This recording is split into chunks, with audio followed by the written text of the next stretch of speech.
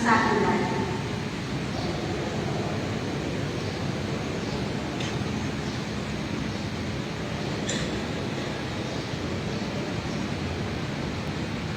Iyong ibinabalik ang tao sa alabok at iyong sinasabi, bumalik kayo, kayong mga anak ng mga tao.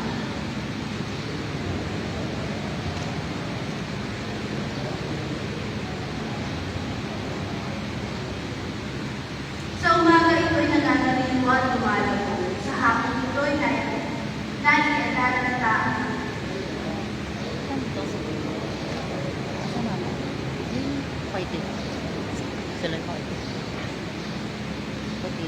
Buhay namin umaabot ng 70 taong simulan. Minsan na may umaabot ng 80 malakas.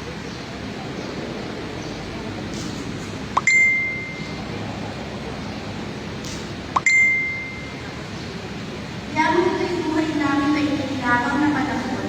Itanin sa isip namin upang kami ay tumuloy. Tayo lahat, Panginoon namin Diyos, kami sana'y magpalain. Magtagumpay sana kami sa anumang araw.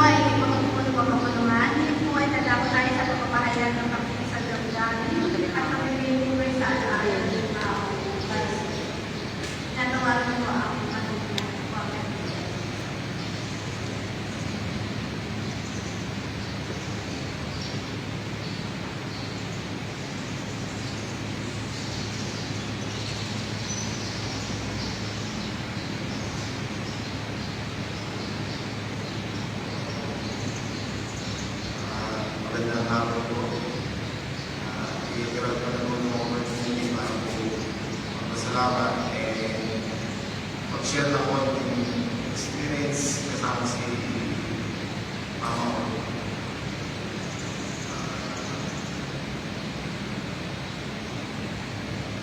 Nung maliliit po, laging sinasabi sa akin ni mama,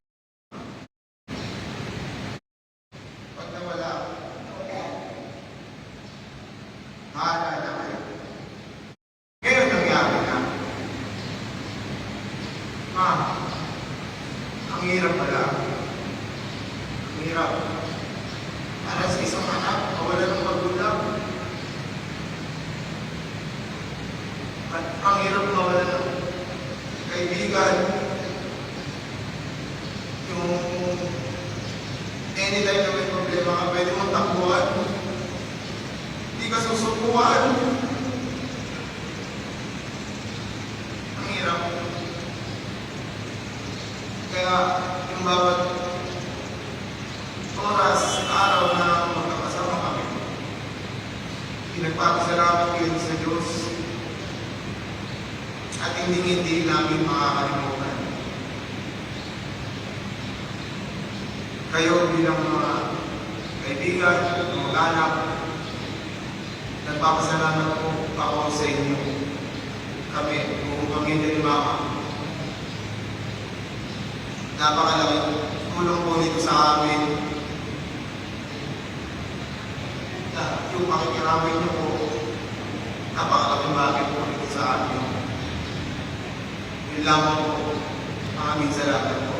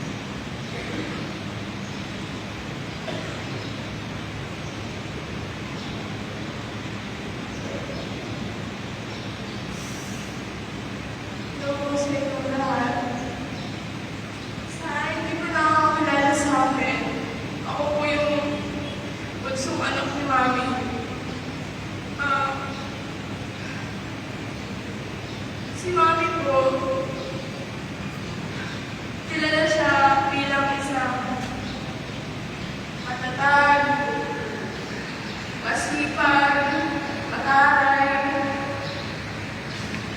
Pero kahit na minsan may lumalapit sa akin na, Shelay, mami mo hindi ko maintindihan yung perspective niya.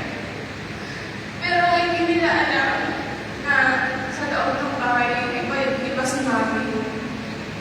Iba sa kilala siya sa labas. Kaya yung experience ko kay mami na lagi kang pumulitin, tatanungin, Shelay, kumain ka na ba? Shelay, uwi ka ng baga. Shelay, lagi kang alagaan yung sarili mo, lalo na yung nagkasakit siya ng cancer.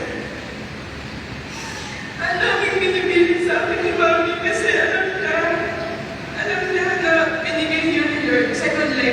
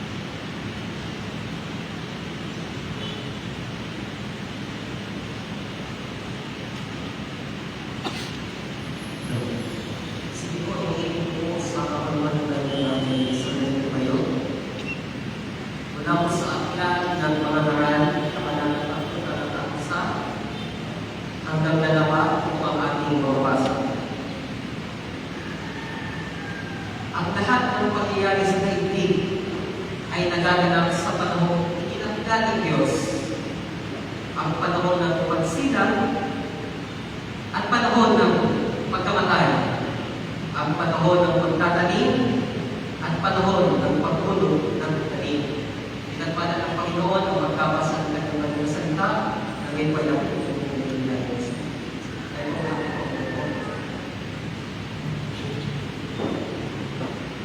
sa huli po, aming pinapag-aabot ang pakikiraman, pakikiisa sa damdamin, panuntukan mula sa sambahayan ng Maricel na kanya nang iniwan.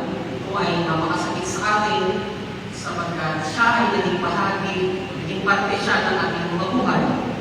Subalit sa dyan na kalagayan ng tao dito sa akin, sa salita. At ang ating simbahan, ang iglesia ng Yemili ay patuloy na nagpapagod sa inyo ng pag-ibig na lamhanan. Matapos po na mahulog sa pagkakasala ang tao, ang buong sanglikha ay nagkaroon ng hangganan ang buhay. Hindi ito ginusto ng Diyos, pero ito ang pinili ng tao sapagkat maliwanag ang kanyang naging instruction sa halaman ng Eden, yung salita buwan, kasi tiyak na siya ay mamamatay. Pero dahil mas sinunod ng tao ang kanyang sariling kagustuhan, ang itinungan niya hanggang ngayon